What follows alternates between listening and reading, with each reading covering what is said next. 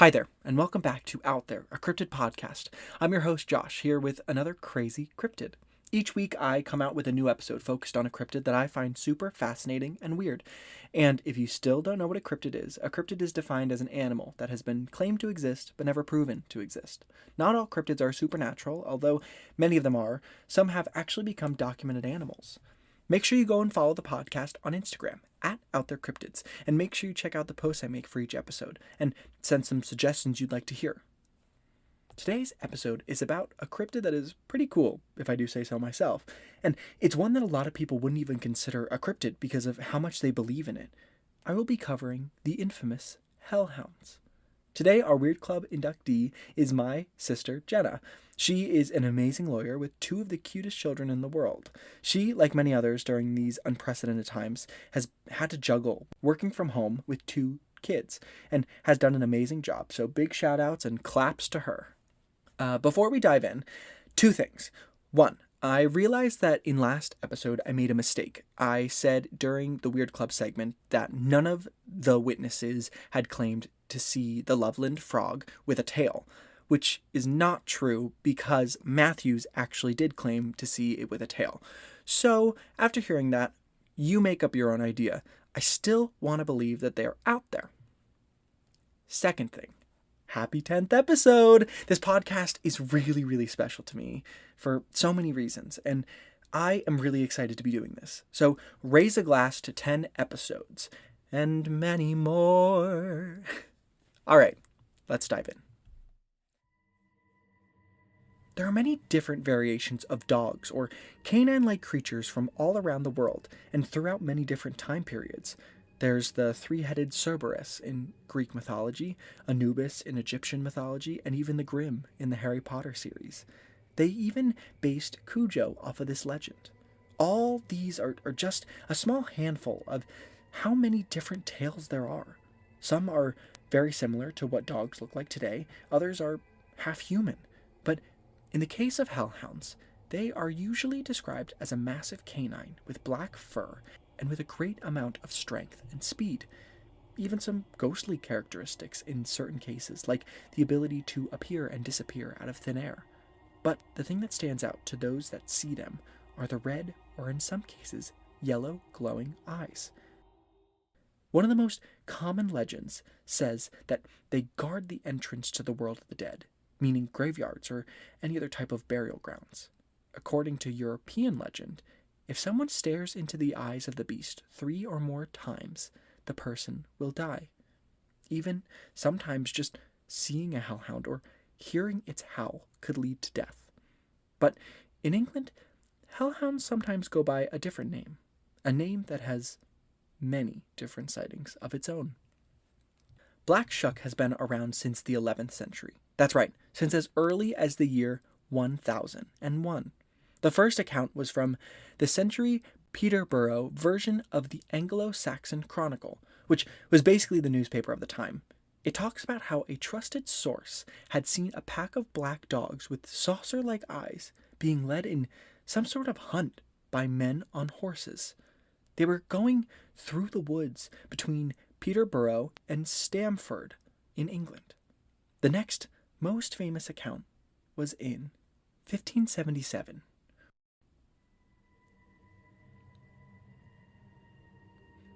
Whispers of the Black Shuck had started to go through the town, but they were just rumors, until a church in Bungay, Suffolk, was attacked by a beast.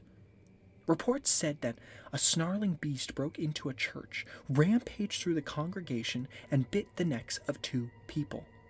Both people died from their wounds later on, but it didn't stop there.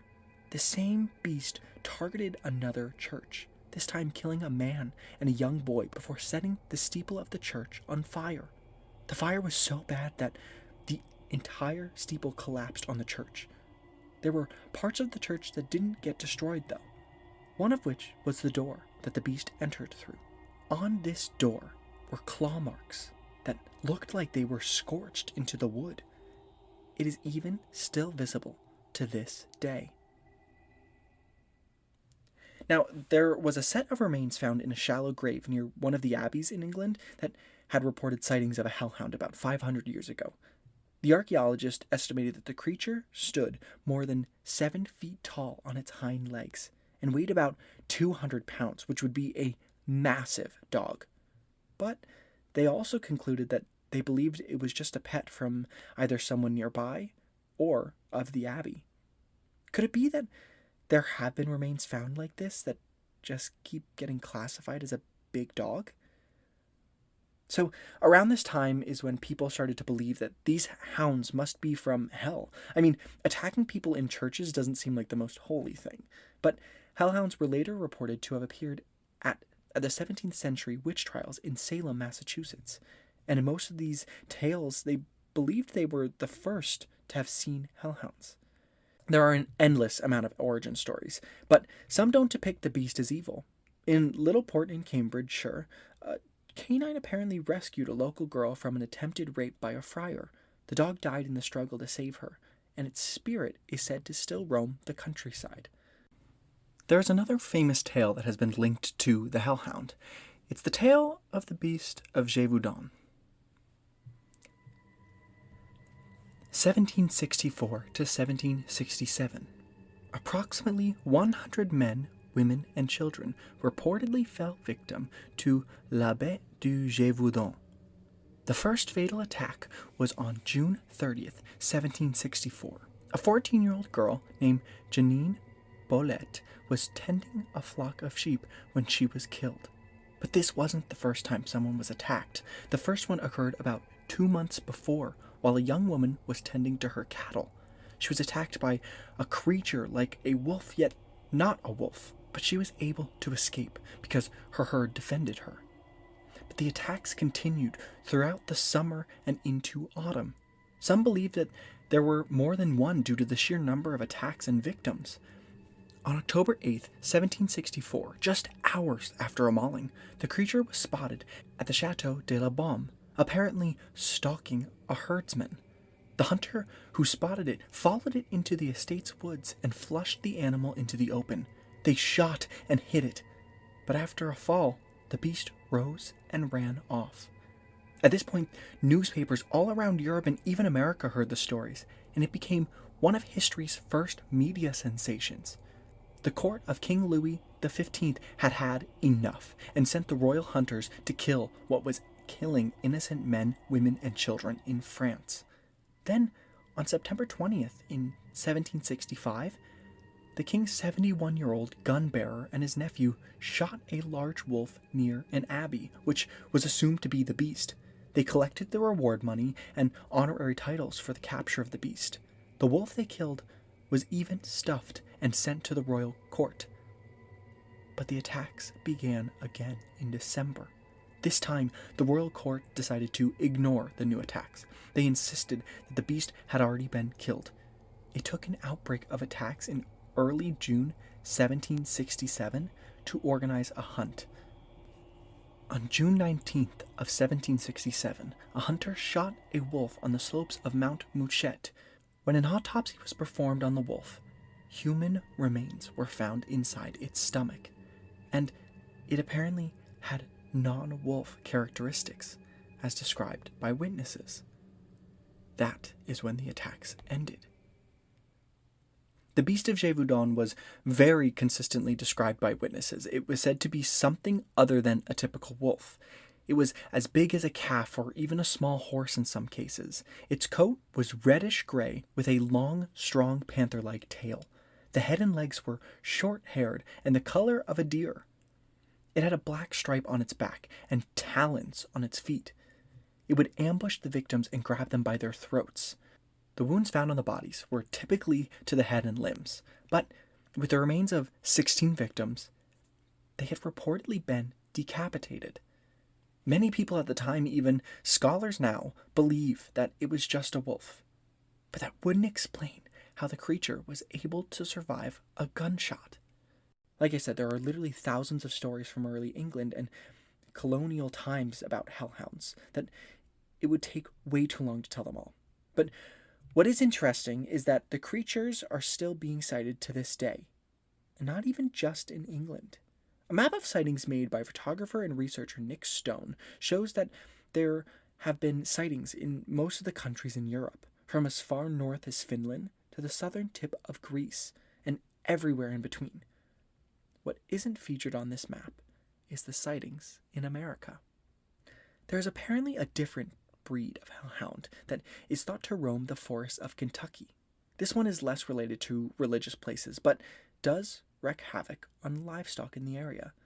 The Kentucky hellhound is said to have blackish blue fur, a mane running halfway down its back, and large paws that are the same size as a black bear's paws.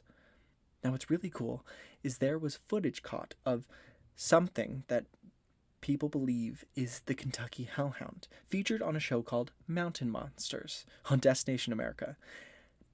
Interesting show and a great channel for cryptid lovers. Now, this footage is really compelling. It was taken by a man in Pike County, Kentucky named Drew.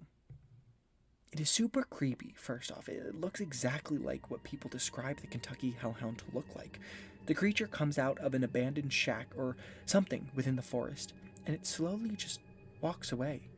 It has blackish blue fur and even does have the mane down the back.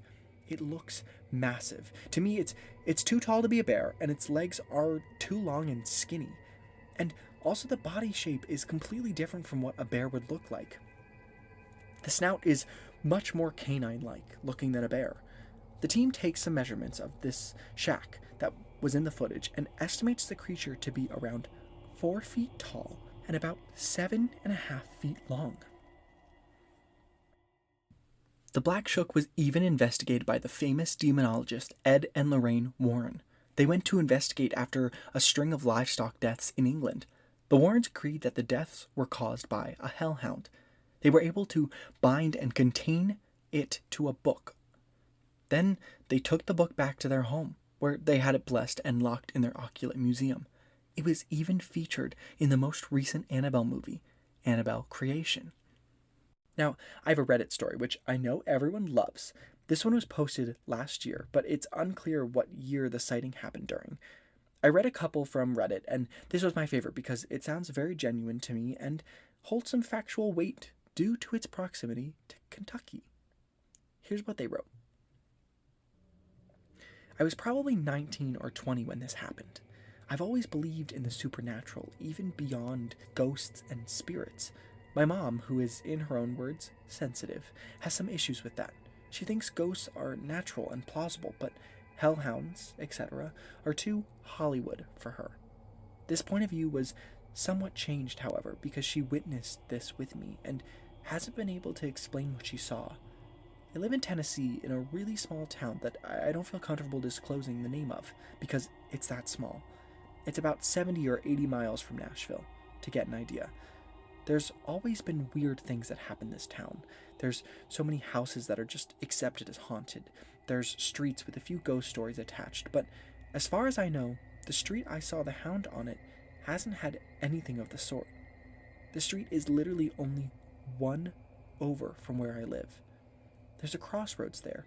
It was late at night, probably around 10 or 11, and my mom was driving. I was in the passenger seat. I was scrolling through a playlist on my phone when suddenly there was a change in the air, and I was compelled to look up. And right as I did, something darted across the road. Something that was big and dark, too fast to be natural. When I saw it, my body went cold and rigid. Fear immediately took over my entire system, and I started to cry. I don't get scared easily, and my mom knows this, and I think that's partly why she believes it was really something, and not just a dog.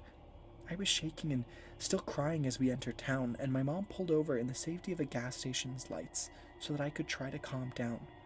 We don't go on that road at night anymore. We barely go during the day. I get a sense of dread every time I look in its direction. This week's segment of Weird Club is with my sister Jenna. Let's hear what she thinks about hellhounds.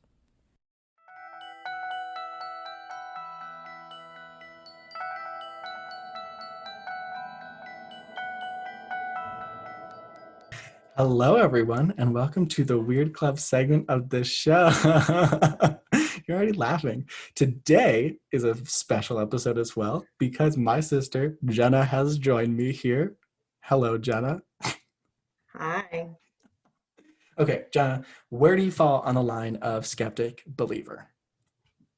So I've heard a lot of people answer this question, Mm-hmm. and I think that everybody wants to walk that fine line of I want to believe, but I need to see it. Yeah.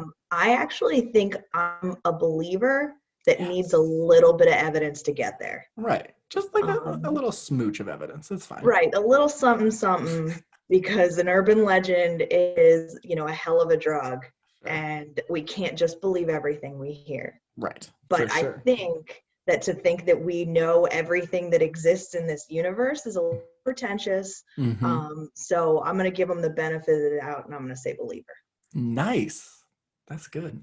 You're also a lawyer, so you like really like evidence is a big part of what you do every day. Correct. I'm a big fan of evidence. Yeah. Need it. Really important. Right. So you've heard all about hellhounds. What's just your first thought right off the bat? So I know I just said I'm a believer, but I'm fairly confident this is a dog. Yes. Bad start. Bad start, but maybe I can convince you otherwise. So yeah, I mean, to be honest, the biggest thing that everybody says about hellhounds is like, okay, so somebody saw a large dog and was scared, point blank. And to that I say, yeah, that's a really great possibility. That's exactly what happened. Because uh, yeah, people get scared of everything. I mean, there's people that are just terrified of dogs in general. Um, so that could like that's definitely a huge contender, and especially in terms of it attacking people in churches. It could have nothing to do with it being a church. It just was a place where a lot of people congregated, and especially back in the day, dogs weren't as domesticated as they are now. Because like the dogs that we all have been bred for so long to be domesticated, but back then they were a little more on the wild side. All So wolves. just yeah, like also wolves is a huge contender, because we all watch Game of Thrones. Those dire wolves are massive, Real big. real big. And Twilight, we watched those. Jacob was Those a were like large. excessive. If you could give me that size for a report, I might be on the believer side for this one. That's true. Real, those are like human sized on all fours. That's true. We're And they were talking like mastiff. yeah, exactly. Like Mastiff or what's the other big ones? I can't think of them. Burmese mountain There's dog? there's like a lot of dogs. Yeah, it's fine. There's like big dog. This is actually my son getting a Pop-Tart at Nine. approximately 9 o'clock at It's night. What's he not. doing? Big dog? Big Yeah, we're dog. talking about big dog. I wish I had a dog as bigger than this house. You want a dog bigger than this house? Wouldn't that be scary? Well, not that scary, but we're going to need a giant leash. Giant leash. You're gonna need a giant leash for I sure. want a bull, a giant pet food, like giant everything a dog could have. Yeah, Giant every. He should have told all the people that were seeing these here hellhounds, why don't you just get it a giant leash and domesticate it? come on, it's not that hard. Clifford did it. He was red. Real big as a house. Big as a house. Like way bigger than these normal wolf size. Why are the dogs downstairs? Okay. Hellhounds. Yeah, she's very large. She's touching me right now. Kaya the bear. The bear, the other contender. The other contender. It's just Kaya, everybody. It's just Kaya. That's what everyone's been seeing. It's just Kaya. Years. Years and years of just Kaya, which makes sense. So, yeah, wolves, dogs, especially in wolves nowadays are pretty extinct in most areas, but back then they were like more common to roam around countrysides and stuff. So like a lot of the things for England, but the thing that is confusing is they probably knew what a wolf looked like. That is true. So for them to be like, it's not a wolf, but I'm terrified. But also they're not the brightest peas in the pod sometimes, I guess the question is, what is it that they made it not a wolf? I mean, there's nothing that I've seen that's so consistent in these descriptions that it's like, well, it clearly could not have been. Right. what is it that they're looking at and saying, well, that I'm sure is a hellhound. Yeah. And also, I mean, like while I was doing the research, I don't really remember, like I remember seeing all these different articles and such saying that these hellhounds have red eyes or yellow eyes. And yet I didn't find any or I mean, I didn't find any that said, you know, its eyes were glowing red, which is confusing on then how did that become part of its description? Also, I mean, I have 2 dogs, right? Mhm. Like, my one dog's eyes glow red all the time. Like, you Right. take a picture of that dog and he looks like a straight up demon. I mean, he is, Right. but like Yeah, you're right. in the pictures. And so if you think about like driving on the road at night and you see do glow like a Right. yellowish green. So glowing eyes feels like it could just be an animal. That not to say that a hellhound can't be like a breed of dog that we're Right. not aware of, like a Mhm. wolf-like bear dog of Yeah. some kind. But I don't know that I'm buying this, you know, well, that is very clearly a dog from hell Right. because look at those reflective eyes for survival. Right. Exactly. That's I feel like it's called the tapetum or tapetum. It's one of those two. I can't remember which one. But the That's fair. interesting thing is, what color is Rusty? He is tan. Right. He's a So, tan dog with light, like greenish yellow eyes. mhm. So with the tapetum or tapetum, whichever, however you pronounce it, I just burped. Um, that's in the episode. Basically, light colored animals shine red back, Mhm. but dark color animals like Kaya would shine a blue or a green back. Right. So to that scientific fact, like that's just fact. Hmm. People claim, then how could, you know, if I'm seeing a black dog, then how is this hellhound black and have the red eyes? Um, and to that point, it could just be like, you know, if you see something at night, it's not easy to see what color it is, Right. you know? Like if Rusty was in the middle of the yard, it could be hard, like, and there's like a little light that's reflecting off, it could be hard to see what color he is and still see the glowing red Right. eyes.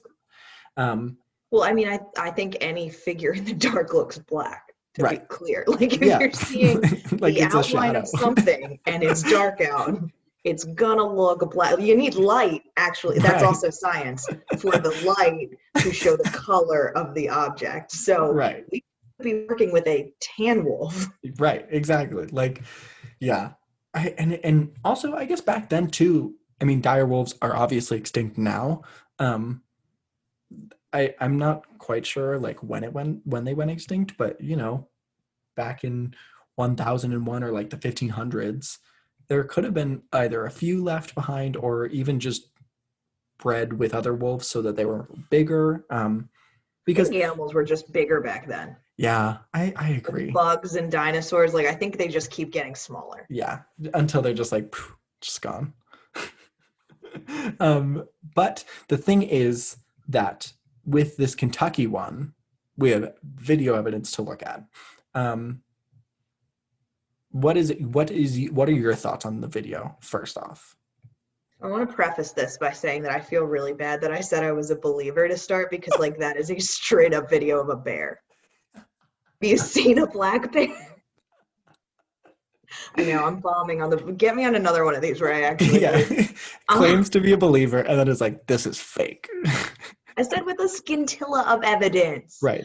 I watched that video a couple times. I feel like you can see the bear snout when it walks out. The way it takes that first step and looks weirdly long, but then when it gets on the more even ground, the butt's a little higher. Yeah. That is black bear all day. I'm drinking out of a Delaware cup, and it looks exactly like this bear It right does. here. That is what they saw. To be fair, it really does. And it also just I mean like not even looking at appearance wise, it moves with no haste. Which like it literally just stepped like he said he was like 10 feet away from this thing and it just nonchalant just like steps out and he's like, all right, cool, I'll leave. I'm out. It's chill. So we went to the Poconos this year, Mhm. and we were up on the deck, and this tiny baby black bear walked like under the deck. Like Oh my they goodness. just I just like don't care. first of all, they're everywhere. Right. Second of all, they're really just kind of cruising through, right? Mhm. Like I know they can be aggressive, blah blah blah blah blah, Right. but like for the most part, like for me to buy that this is a dog sent from hell Mhm. to guard the gate, and like to be clear, I'm not sure there's not a gate, like I'm not saying that, Right. but for me to buy that that is it living in that shed, it's gonna need to do a little more than saunter down a hill Right. away from the yelling guy with the camera. Like really slowly. Yeah, he was sauntering. He's That just was that. chilling. If you were to look up saunter in a That's dictionary it. with videos, that is what that bear did. I remember when I first watched it, I was like, oh my God, they caught a hellhound on video. That was my first reaction. And then I watched it again, and that's when the questions of like, if it was a hellhound, I feel like it would have moved quicker, like it would have sped away like people said it did, but it didn't. And then Wasn't it also, also like somewhat menacing, like yeah, like biting throats and stuff? Like I feel like yeah, that's not what I expected to see. right, right. I mean, the Also, thing, when you were watching it, were you like 10? no, I watched it when I was, so there was the big thing about that we haven't talked about yet, which is a part of most cryptid cases, is the power of folklore. Because this has been passed down from generation to generation, and especially in England, I mean, like the Kentucky one is not really believed in whatsoever. It's like definitely like D-list celebrity on the cryptids list, um, or even lower. I don't even know if it makes an Like, alphabetical what did he list. like take a boat? Like, what happened? Nothing like that was it. Like it's just like, yeah, it killed my chickens, which is like Chupacabra already did that, sir. So get in line, That's who they're confusing it with, naturally. naturally. Chupacabra. Case closed. Um, but in England, the Black Shuck is like like a very widely believed in part of their, I mean, I don't want to say part of their like um, lives, but like a lot of people, it's definitely widely believed in terms of ratio of people. Um, and some people have put it with, so there's another, I wouldn't call it a cryptid. I'd more call it like, well, I guess it is a cryptid. Have you ever heard of like the black leopards or pumas that roam England, like the countrysides of England? I have Um, not. so for a couple of years now, people, and by a couple of years I mean since like the 50s, so like a lot of years now, um, people have been claiming to see like leopards or some sort of big cat or cats roaming the countryside of England.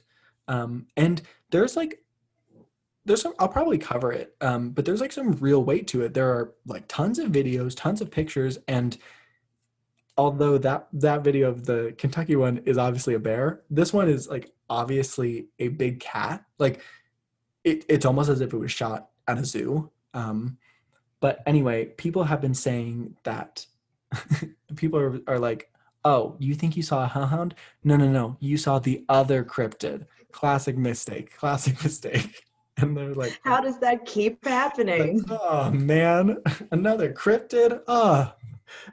But so that's like another part that is again like, I don't know how can you mess up a big cat with a big dog? Like they are very different. So I think that it would be a little bit aggressive to say that it's not possible that there's an actual black puma or some kind of wild cat that doesn't belong in the area. Like Mhm. the black market for exotic animals is still to this day. I mean, we saw Tiger King. Like Right. there's like a market for this, and if we're talking about 50s, that was black market all the way, but even before that, you're talking about bringing exotic animals for circuses, and like there were trade markets that were all over Europe. Mhm. So when I made the joke before about the hellhound taking a boat to Kentucky, which I am, to be clear, I'm aware that that's not on the water, just so we know Right. that. For sure. I definitely think that there's always the potential that an animal that doesn't belong in an area could be in an area because of somebody. I mean, they talk all the time about the alligators that people are like, oh, this is so cute, I'm going to keep it in my bathtub. And they're like, not cute. And now there's an alligator in Maine. Right. Right. And that's another, so remember how I brought up the beast of Gévaudan? So in that case, what I mean, I don't know how you'd classify them as, like, archaeologists, scientists, historians, somehow concluded that what the beast of Gévaudan was actually a hyena brought from Africa. As you know, back when the exploring days were happening, people would catch animals in exotic places, and then so they brought this hyena, which obviously is not native to France, and it started eating children because they were, you know, that was what their prey was for in that area. So, and Right, also, like the dingo ate my baby, like right, just eating kids. just eating kids, whatevs. It's crazy out there in those jungles and safari parks and such. But no for me. Yeah, for And sure. my babies. Oh, right. Well, I mean, more importantly for them, but also you as well. But so hyena, those things are weird. I mean, obviously those things are weird as shit. They actually have the mane on their back. They do. And Which they is are, like, large, like they're larger than dogs, but not crazy big, you know, where you'd be like, what the fuck is that? I mean, you'd yeah, still what be like, color what do the their fuck is eyes that? glow? I don't know a lot about hyena eyes. They definitely glow like a yellow. I Mm. remember seeing the like in better. Wait, I'm looking up what hyenas' eyes look like when they glow. Wait, Hyena. can you, while you look that up, can I pee and please edit that out? Oh yeah, I'll put little elevator music in here.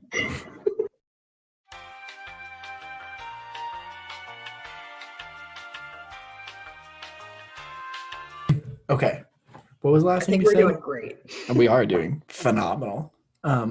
Oh, hyenas. We're talking about hyenas.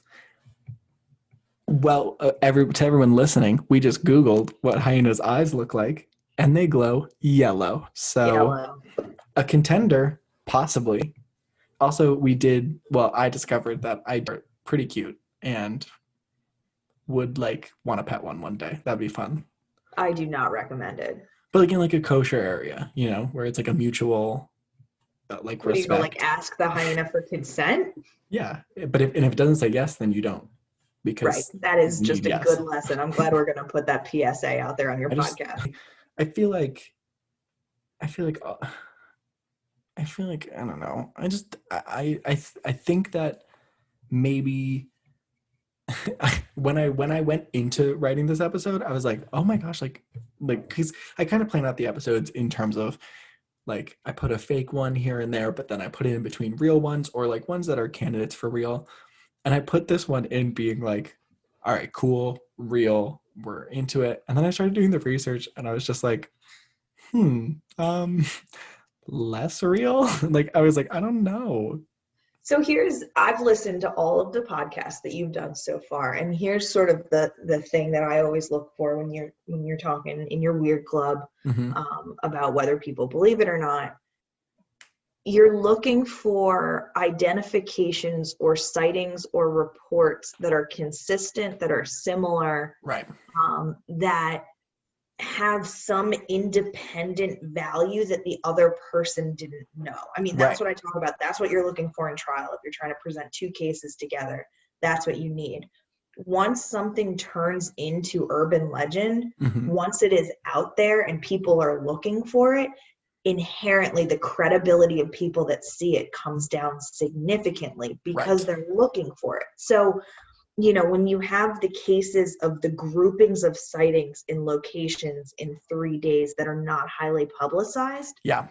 that is a good indicator of an actual sighting. Mm-hmm. When you have the people that see things in very different locations but describe or the illustrations of things that are very consistent, Yeah. like those are the things that I tend to think, well, that makes sense because you have these detailed reports that are Right. either consistent in, you know, in what they've seen, in the behavior they report, in the location and the timing, in something.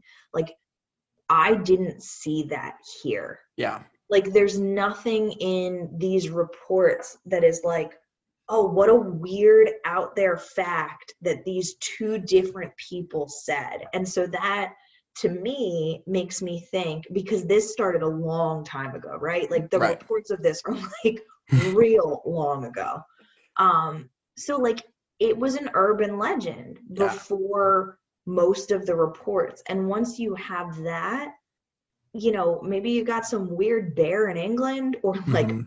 a giant wolf, or like maybe Right. there's a breed of wolves that isn't widely known that have red glowing eyes. I mean, I just don't know that I see anything in these that leads me to think like, well, I believe it because Right. there's so much supporting that these people saw the same thing, because Mhm. they're not. I mean, even the illustrations are so different.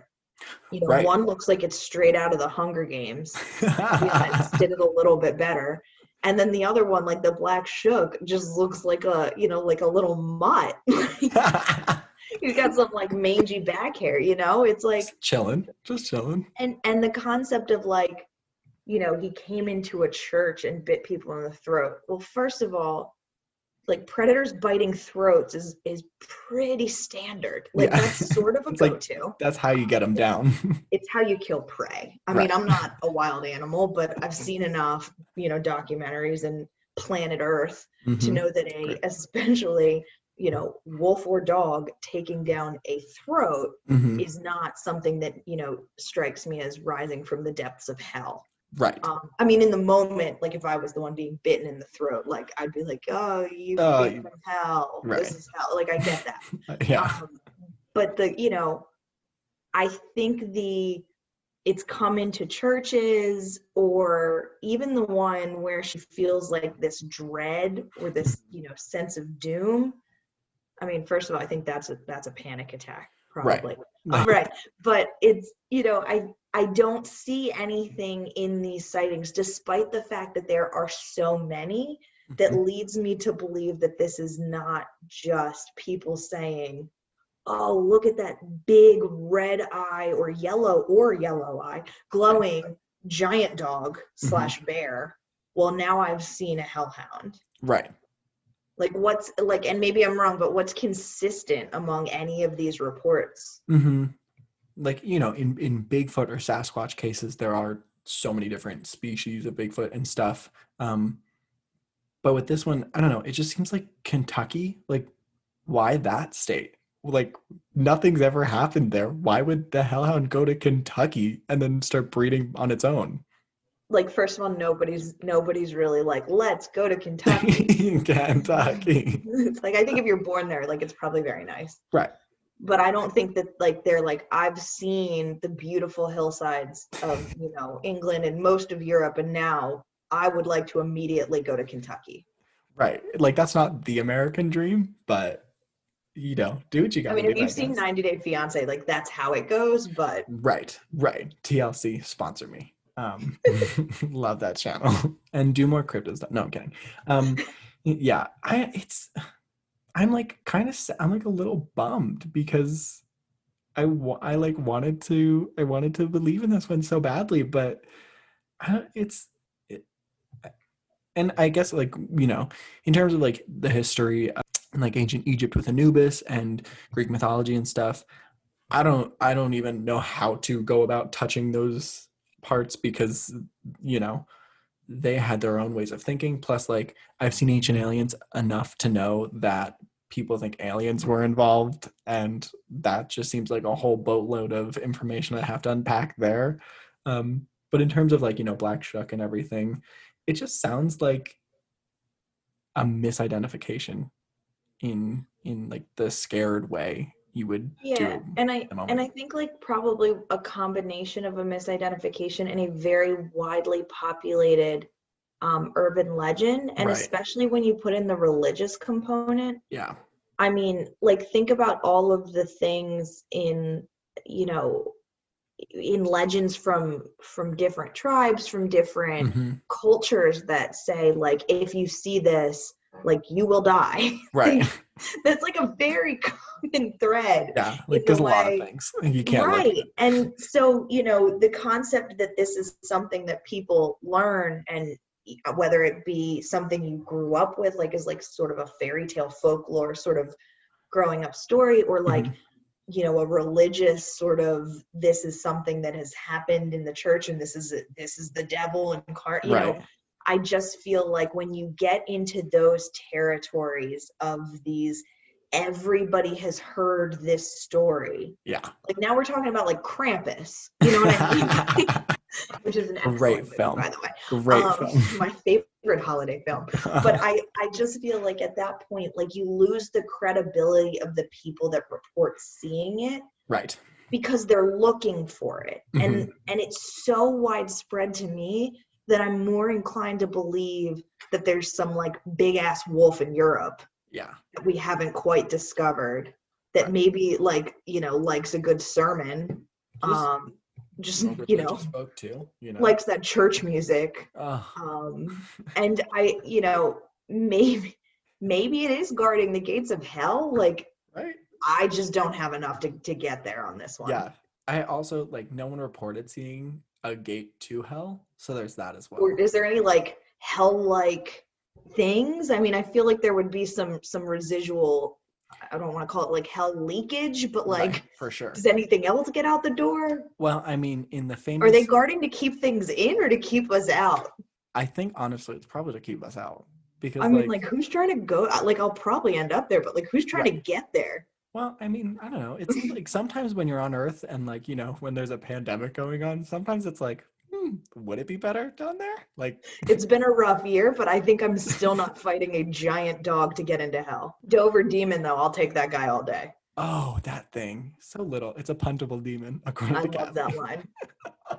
Oh, well, yeah. I think we've kind of like closed the case of just like, beside, it's not, I mean, I always ask at the end of the episode, so what do you think? Are they out there? I have to say, I don't think so. I don't think they are. Sadly. I'm pretty torn up about it, actually. I feel really guilty and like I should tell you they exist to make you feel better. Anyway, thank you. I love you. Love you. So, what do you think? Are hellhounds really out there? We are on Instagram, @OutThereCryptids, so make sure to follow us and tell us all of your thoughts on the cryptids we cover and what you'd like to hear next. It would mean a lot to us if you could go to Apple Podcasts and leave us a review. It's a great way for other people to find the podcast. Next week, I will be covering a cryptid that has not one, but 5 movies centered around it. That's right, the Mongolian deathworm. See you then. This episode was written and hosted by me, Josh, with logo designed by Jason Zykes and theme music from purpleplanet.com. Me. Okay, it's good. I don't actually do that. That was the first time I ever did that. I guarantee you do that every time. I don't do that, but I'm going to put that in the episode now because it's good. La, la, la. Mommy made me mash my M&Ms. Okay, we have to start. I heard to press record. Okay.